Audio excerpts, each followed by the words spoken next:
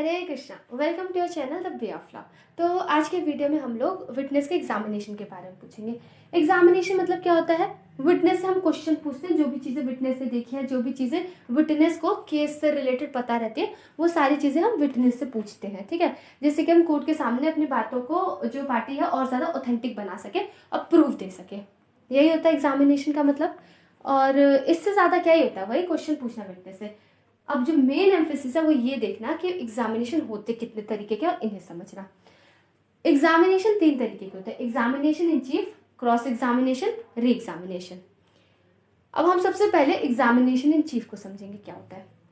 Examination in chief, देखो बहुत ध्यान से सुनना, क्योंकि पता सुनोगे ना तो अभी के अभी याद हो जाएगा। बहुत सिंपल टॉपिक है ना। तो एग्जामिनेशन चीफ में क्या होता है, जो पार्टी विटनेस को लेकर आई है वही उससे पूछताछ करती है। ठीक है, सपोज मर्डर से रिलेटेड केस चल रहा है तो उसे पूछा जाएगा कि आपने क्या देखा था वहां पे, क्या होते हुए देखा, है ना, कैसी आवाजें आ रही थी आपको। तो यहाँ पे जो पार्टी लेकर आई है वही क्वेश्चन पूछ रही है। ठीक है, और जो भी विटनेस है उस ओथ पे से एडमिनिस्टर किया जाता है। ठीक है, अब एग्जामिनेशन चीफ का क्या ऑब्जेक्ट है, देखो इससे ये होगा कि अगर विटनेस को लाके, जो पार्टी मतलब खुद के विटनेस को लाके कोर्ट के सामने अगर कुछ क्वेश्चन पूछेगी तो सारे मटेरियल फैक्ट सामने आ जाएंगे, है ना, मटेरियल फैक्ट सामने आ जाएंगे। उसके बाद सारे फैक्ट्स जो कि केस से रिलेटेड है वो एक पर्टिकुलर डायरेक्शन में हो जाएंगे। मतलब अब एक दिशा मिल जाएगी कि हाँ यही यही चीजें प्रूफ करनी है, इसी डायरेक्शन में जो है ये चीज चलनी है ना। केस जो होगा थोड़ा और ज्यादा बेटर तरीके से समझ आ जाएगा। और जो हमारा विटनेस है उसे हम क्रॉस एग्जामिनेशन के लिए भी तैयार कर देते हैं। क्रॉस एग्जामिनेशन क्या है बताऊंगी, बस यहाँ पे इतना जाना कि क्रॉस एग्जामिनेशन के लिए तैयार कर देते हैं। अब इसके कुछ नियम है। ठीक है, एग्जामिनेशन इन चीफ के ना कुछ नियम होते हैं। सबसे इंपॉर्टेंट रूल बताओ क्या होता है? सबसे इंपॉर्टेंट वो ये होता है, लीडिंग क्वेश्चन नहीं पूछना। लीडिंग क्वेश्चन क्या होता है? लीडिंग क्वेश्चन वो क्वेश्चन होते हैं ना जिस क्वेश्चन में आंसर छुपा रहता है। कुछ इस ढंग से पूछा जाता है कि जो सामने वाली पार्टी है उसे पता चल जाए कि भाई ये क्या आंसर सुनना चाह रहा है। मतलब मैं आपसे क्वेश्चन पूछ रहा हूँ, आपको पता चल जाए कि एक्चुअली में क्या आंसर चाह रही है। अब एक एग्जांपल देती हूँ। सपोज अब मुझे आपसे पूछना आप रहते कहाँ हो, तो मैं आपको इसका एग्जांपल दूंगी, नॉर्मल क्वेश्चन कैसे पूछा जाएगा और लीडिंग क्वेश्चन कैसे पूछा जाएगा। तो नॉर्मल क्वेश्चन ये होगा कि आप कहाँ पे रहते हैं। ठीक है, और अगर मुझे लीडिंग क्वेश्चन पूछना होगा तो मैं पूछूंगी क्या आप दिल्ली में नहीं रहते। तो ये हो गया हमारा लीडिंग क्वेश्चन। तो ये होता है सबसे इंपॉर्टेंट कि एग्जामिनेशन इन चीफ में लीडिंग क्वेश्चन नहीं पूछा जाता। अब आप सोचो कि लीडिंग क्वेश्चन क्यों नहीं पूछा जा सकता। अब एक बात बताओ, मैं ही उस मतलब मैं मान लो मैं लेकर आई उस विटनेस को। ठीक है, तो एग्जामिनेशन चीफ में जो पार्टी विटनेस को लेकर आती है वही एग्जामिन करती है। तो एक तो ऑलरेडी बायस्ड है।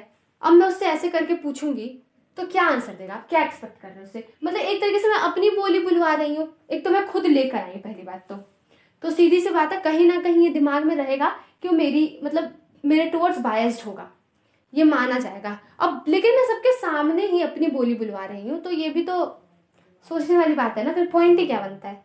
लीडिंग क्वेश्चन और डिटेल में ना इसके ऊपर एक और वीडियो बनाऊंगी। ठीक है, इंपॉर्टेंट है लीडिंग क्वेश्चन और इजी भी बहुत है।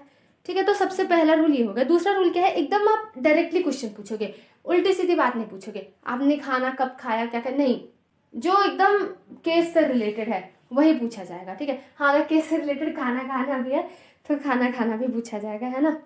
और एक कुछ इम्प्रॉपर क्वेश्चन नहीं पूछना, है ना। और किसी भी तरीके का हियर से ओपिनियन नहीं जानना। मतलब जैसे होती है ना कि हियर से मतलब क्या होता है, हियर से एविडेंस मतलब वो फैक्ट्स जो कि उस पार्टी ने खुद ने नहीं देखा लेकिन किसी से सुना है, इसे बोलते हैं हियर से। तो हियर से एविडेंस जनरली बोल रही हूँ, जनरली एक्सेप्शन है, जनरली कोर्ट में अलाउड नहीं होते हैं। तो ऐसा सच इसमें कुछ था नहीं, है ना, बहुत ही आसान था। फिर अगला आता है क्रॉस एग्जामिनेशन। क्रॉस एग्जामिनेशन क्या होता है, यहाँ पे अब जो पार्टी विटनेस को लेकर आई उसने उस पार्टी को एग्जामिन कर लिया।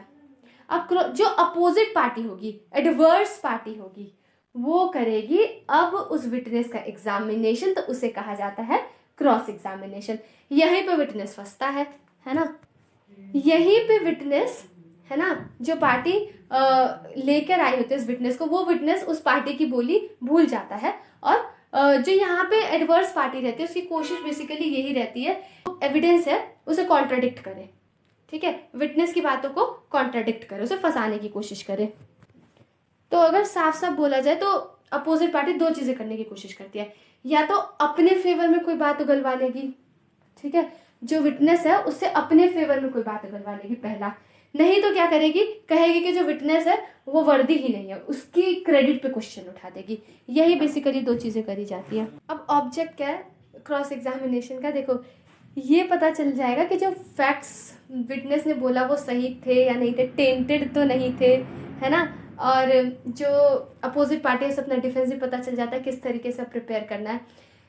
मतलब आप एक खुद बात सोचो, किसी विटनेस का क्रॉस एग्जामिनेशन ना हो ना तो वो विटनेस की कितनी कम वैल्यू होगी। अब एक बात बताओ, जिस पार्टी को मैं लेकर आ रही हूँ, ये तो मतलब एकदम नॉर्मल साइकोलॉजी है, वो मेरी ही बात बोलेगा ना, लेकिन जो अपोजिट पार्टी है वो डेंजर में रहती है। तो मतलब वो ना एकदम जो भी चीज उस विटनेस को पता है ना पूरी फंसाने की कोशिश करती है, सोचती है बस एक बार डिस्प्रूव हो जाए, तो कहीं से भी ना शक की गुंजाइश नहीं बचती। जैसे ही वो विटनेस अपोजिट पार्टी के एग्जामिनेशन पे सब्जेक्ट होता है ना, जैसे ही अपोजिट पार्टी का एग्जामिनेशन में वो अपोजिट पार्टी एग्जामिन करती है उस विटनेस को, तो सब सच झूठ सामने आ जाता है, एक्चुअल सच झूठ तो वहीं पे सामने आता है। अब इस क्रॉस एग्जामिनेशन में लीडिंग क्वेश्चंस पूछे जा सकते हैं, तो इसके हम नियम देखते हैं। तो वही पहला नियम ये है कि लीडिंग क्वेश्चंस पूछे जा सकते हैं। ऑब्वियसली ये तो अपोजिट पार्टी कर रही है ना, तो ये लीडिंग क्वेश्चंस पूछ सकती है, क्योंकि यहाँ पे जो विटनेस है अपोजिट पार्टी की बोली नहीं बोलेगा। किसी भी तरीके के इनडिसेंट या वल्गर क्वेश्चन नहीं पूछने। आई थिंक पता, अगर पिंक मूवी देखी होगी ना तो वहाँ पे आपको देखने को मिला होगा। मैंने मूवीज़ पता है बहुत कम देखी है, तो मुझे ना जहाँ पे भी एग्जाम्पल डालने का मौका मिलता है मैं डाल देती हूँ। तो वहाँ पे भी था ये चीज़, जो क्रॉस एग्जामिन किया जा रहा था। जो सवाल एग्जामिनेशन इन चीफ में नहीं पूछा गया वो क्रॉस एग्जामिनेशन में पूछा जा सकता है, किसी भी तरीके की रोक नहीं है, ठीक है।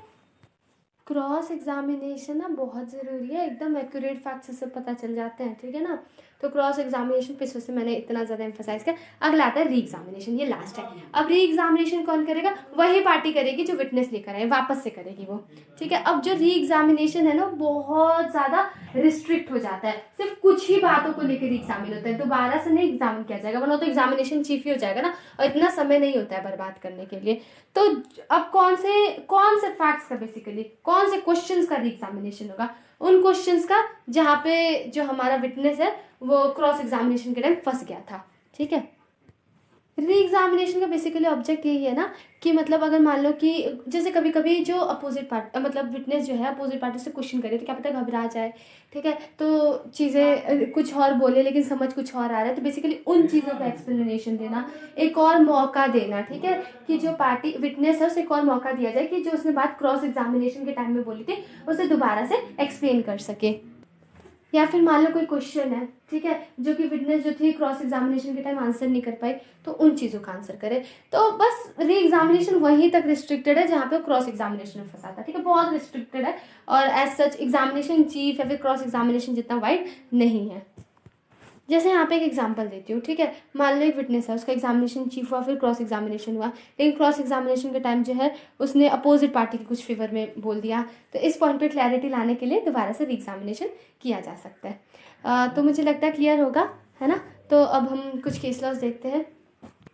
तो पहले केस में ये कहा जाता है कि उसी विटनेस का क्रॉस एग्जामिनेशन होगा जिसका एग्जामिनेशन इन चीफ हो चुका है, ठीक है, डायरेक्ट क्रॉस एग्जामिनेशन नहीं होगा। अगला केस है गोपाल सरण वर्सेस सत्यनारायण। इस केस में ये कहा गया कि अगर किसी भी तरीके का स्टेटमेंट जो है विटनेस एग्जामिनेशन इन चीफ के टाइम बोल रहा है, ठीक है, और अगर उसका क्रॉस एग्जामिनेशन नहीं होता है तो उसकी कोई वैल्यू नहीं रह जाती है। अगला केस है चंदन वर्सेस स्टेट ऑफ राजस्थान। इसके अंदर ये बोला गया कि अगर कोई भी विटनेस है बस उसका एग्जामिनेशन चीफ करके छोड़ दिया जाता है, ठीक है, और उसका क्रॉस एग्जामिनेशन नहीं किया जाता, तो हम बोलेंगे कि ये तो हियरसे एविडेंस है और इसकी कोई वैल्यू नहीं रह जाएगी।